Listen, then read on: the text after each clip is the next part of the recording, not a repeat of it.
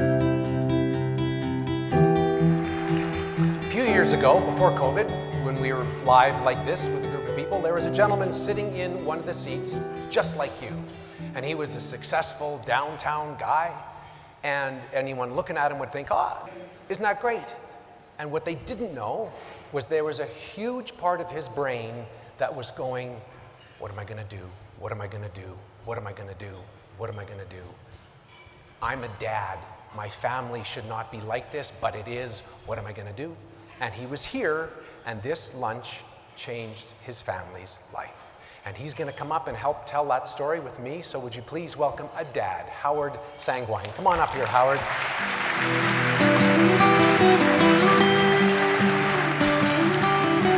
Welcome, friend. Have a chair. We're so glad you're willing. I know that coming and talking to a room full of folks in the dark may not be your idea of a good time, especially when it's about something so important. But I asked you to bring a picture of a good time in the past of your family, and you sent this picture in, and I want you to use this picture to just tell us who is in this, who are the folks we see in this shot, and then we'll go from there. Is the picture around? Is it ready? I should have warned you. There we are. Okay, so tell us a bit about this one, Howard. So my family, we are heavily involved in ski racing, or at least we were back in those days. This tape was taken up in Panorama. We had a place in Panorama, and that's my wife, Chris, my son, Thomas, and Tess holding our dog at the time, Chaz.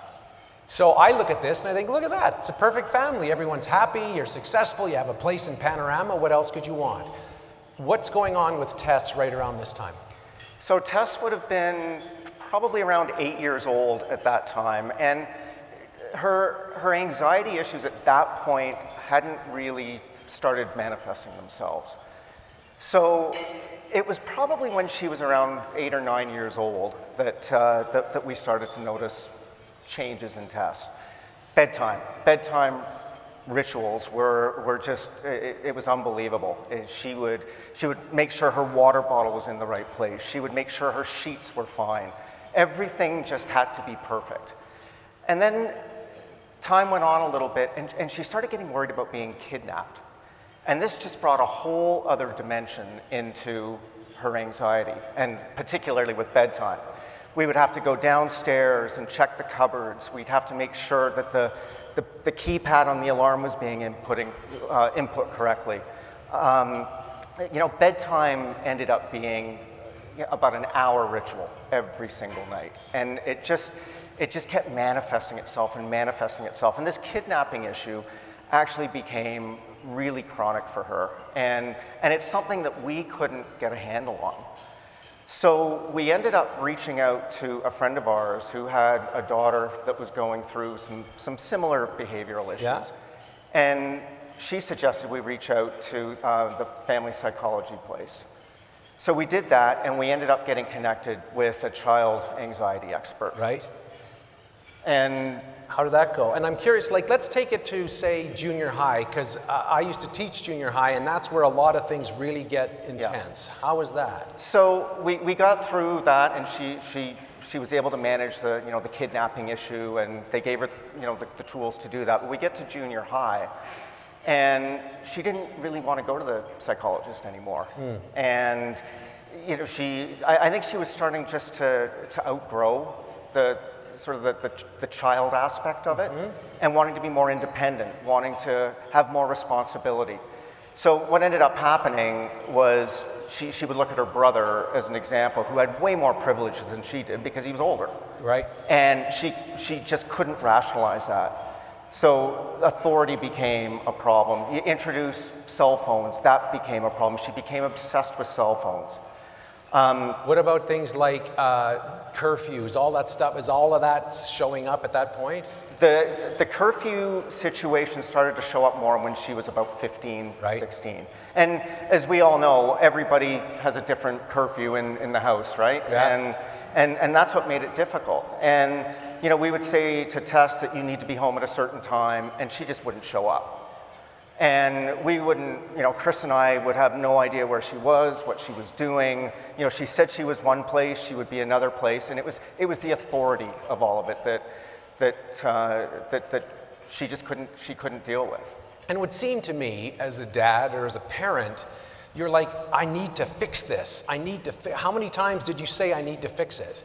All the time. I mean, we spent so much time with Tess, and the funny thing was she would play one off the other. She would play Chris against me, and I would be the more sympathetic one. And so she gravitated to me a lot more. And the bottom line is you can't fix it. As much as you try to comfort her and, you know, it's going to be okay, we can do this, we can do that, it just doesn't work. What about things like cutting? Was there any of that? Unfortunately, yes.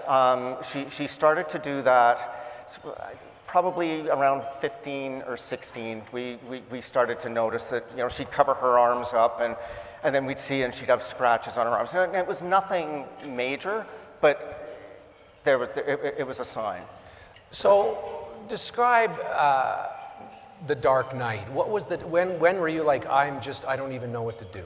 So there was one night we went to bed. We still don't even know exactly how this all transpired, but I think she used to sneak out at night. And this one particular night, she must have gotten out of the house somehow. High school-ish? Oh yeah, this was grade 10. And anyway, my wife just had this sense that she woke up, Chris woke up at about 1 o'clock in the morning, and she said, Howard, the bath is running. And so ran into to Tessa's bathroom, and the door was locked, and the bath water was running. And so immediately you're in panic mode. And I had to kick the door down, and there she was, passed out in the bathtub with the water overflowing. And you can imagine as a parent, I mean, thank goodness we got there in time. What a terrifying feeling, and powerless as a... Completely powerless. So you have a daughter who's going through all this turmoil, and you're working downtown. Was it were you able to sit at a boardroom and just have a meeting, or how could you? Well, it's a great question. Fortunately, I mean, I've got a great group of work colleagues, and you know, Greg Heath and Christina Carnavale, who I'm very close to. I knew Greg was on the board here, and they invited Chris and I to the last lunch that we did in person, funnily enough. And Tess at this point was completely out of control. So I would talk to, Christina's easy to talk to, so I would talk to her about it. Anyway, we came to the lunch, and it opened our eyes because we ended up, Tess at this point had not seen a psychologist for quite some time. Mm-hmm. And so we reached out to the Lionheart Foundation and spoke to one or two people. And we realized that we needed to go back to her old child psychologist and get a referral to somebody that Tess could relate to. So we did that. And Tess ended up getting a life skills psychologist. I think she was 16 years old at that point. And she always wanted to go to university, but we were worried. I mean, her school had fallen behind, and you can just imagine when she was off the rails.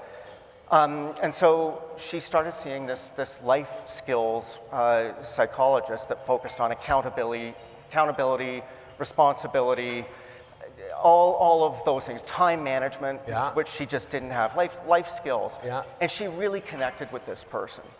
And so I think she spent just over a year with her, and that was thankfully the turning point for Tess. So talk about sitting in here 4 years ago or 5 years ago when that was, and what was it like for you to have this, my life is falling apart, and what did you feel hearing these people? Well, I know Chris and I looked at each other and said, we can get Tess help now, because we didn't even know this existed. We knew it existed, but we didn't know that it was such a focus, and we weren't alone, right? There's 800 people sitting in a room, and somewhere in that room there's people experiencing the same thing. And we were at our wits' end. We didn't know what to do with her. And this lunch allowed us, or it gave us the chance, honestly, to reach out to the foundation and get some advice, honestly, on how to move forward. And that's what we did. So you got advice, you got help for Tess, and I feel like now is a good time to show a today picture. Can we show this? So let's take a look at a picture, a more recent. Tell us about this shot. So this picture was, I want to say, Tess's 17th birthday, I believe. It was down in Fish Creek Park at the ranch in those domes, and it's a great family picture. At this stage, Tess was well on her way to being a successful university student. She was applying to universities. She was turning into a happy kid again, and that's obviously Chris and Thomas. So happier days in that picture for sure. Isn't that so good? Tell me about your. I know that you spoke with. Well, I'm going to ask about your conversation with Tess, but before we do that, tell me if there's a mom or a dad who was you 5 years ago, who are watching, what would you say to them? I would say, don't hesitate to get your child help. It is so important. This anxiety is way bigger than any mom or dad could ever imagine. You think you can help, but you can't help. When you say, I spoke to Tess last night, and we actually asked her that question. You know, she said, the one thing that you did was get me help. You didn't just disregard what was going on with me. You try to fix it, but you can't fix it. She said, the best thing you did was get me help. And here you are. And here we are. The other thing she said too, and I don't know how much time we have, but I'll leave this with you, is once you get a handle on anxiety, you get a handle on life. And she's now in her second year at the University of Lethbridge. She's happy. She's well on her way to being a super successful woman. And thank goodness we got her the help that we did. Isn't that great?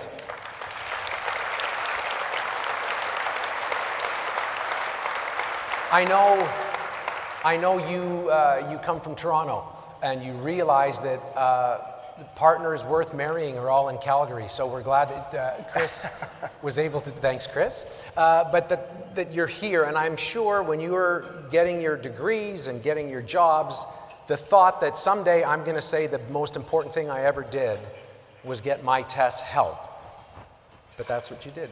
Yeah, and it is the most important thing we did as a family was get her help. And I encourage everybody, if you've got kids in that situation, don't think you can fix it, because you do need to get help and let the professionals fix it, because it does make a difference.